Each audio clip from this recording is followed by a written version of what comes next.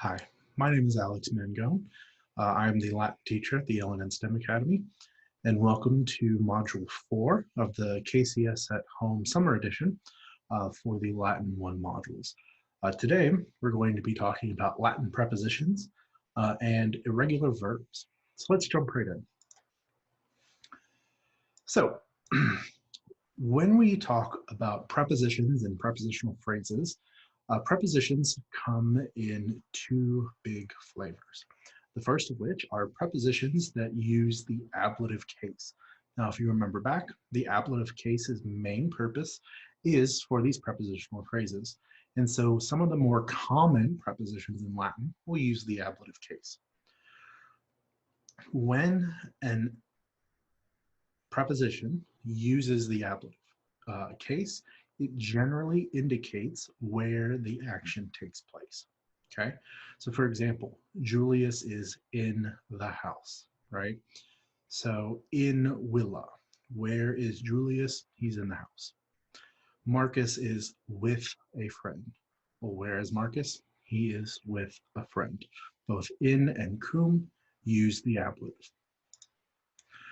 Overall, these are all of the different prepositions that use the ablative. Sub, in, de, pri, sine, pro, ab or a, cum, ex, and a. So under, in, about, before, without, on behalf of, away, with, and out from. Okay, these are the only prepositions that use the ablative. Okay,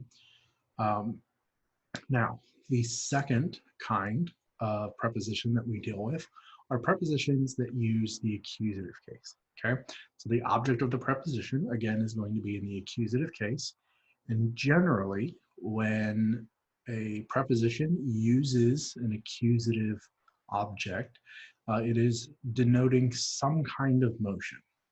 Okay, so let's take a look. In the example, Amelia walks to the water, right? She was away from the water at the beginning of the sentence, and now at the end of the sentence, she is at the water, right? So motion has transpired. So when we translate that into Latin, we get Amelia ad aquam ambulat, okay? So again, in the accusative. The slave goes around the wall, right? At some point, the slave started at point A and he goes around the wall at some point. We don't know where he ends, but again, motion, he's not in the same spot by the time the sentence ends. So circum is going to take the accusative, okay? So some examples of prepositions that take the accusative are ad, ante, apud, circum, inter, per, post, and prope. This is not a definitive list of accusative prepositions, but these are probably some of the more common ones that you are going to run into. Okay, so those are to, before, among, around, between, through, after, and near.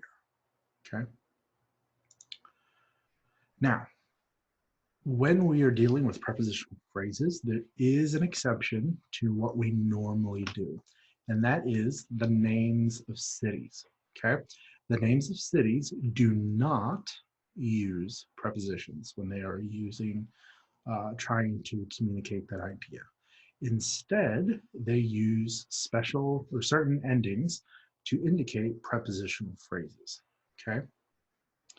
So the accusative ending gives us to a location. So Romam, with the accusative ending, would be to Rome. Ablative endings are from a place, okay? So Roma is from Rome. Genitive endings indicate in a place. So Romai, genitive ending, would be in Rome. Okay, so remember, when you're dealing with the names of cities, don't ever use prepositions with them. Okay, use the substitutes instead. This is, in fact, kind of a rare thing to deal with, especially in your Latin 1 and 2 classes. This is a very corner case scenario, but it's something good to keep in mind.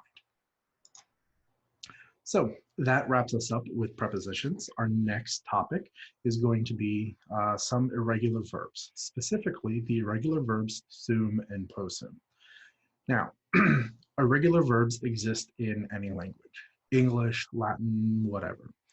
Um, and what makes a verb irregular is the fact that it does not follow the normal patterns of that language.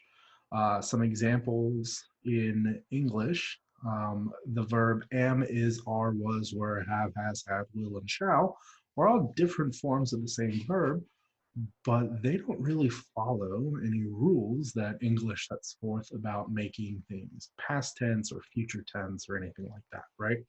So these are all very different. If I gave you um, the verb is, and then I gave you the verb had, without knowing that they're the same verb, it would be very hard to connect the two, right? And that's a very common theme when it comes to irregular verbs. Today, we're going to look at the two most common irregular verbs in Latin, and that is sum and possum. So let's take a look. So sum esse is the verb of being, okay? This is to be, is, am, are, was, all those things in English, okay? That's all the same verb. And like I said before, they do not follow the same patterns. So the first person singular is going to be sum, second person s, third est, first plural summus, second plural estis, and sunt, third person plural. So we have I am, you are, he, she, it is, we are, y'all are, they are. Similar to sum is possum. Okay, possum means to be able or can. Okay, and this normally will use an infinitive or the second principal part in sentences. So we get things like I am able to walk, right? So possum ambulare. The forms for possum are extremely similar to the forms of sum. So if you can learn the forms of sum, learning the forms of possum makes it that much easier, right? So you get a really nice 2-for-1 deal when learning these verbs. So the forms in the present for possum are possum, potes, potest, possumus, potestus, and possunt. So I am able, you are able, he, she, it is able, we are able, y'all are able, and they are able. Okay, so again, these will be combined mostly with infinitives. And sadly, there's no trick to learning these. These are something you'll just have to learn. So this wraps up module 4 of the summer edition.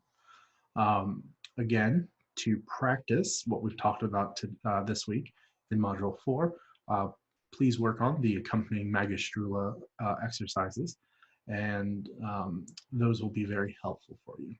I hope you have found this interesting and helpful in your studies, and I'll see you again in the next module. Take care.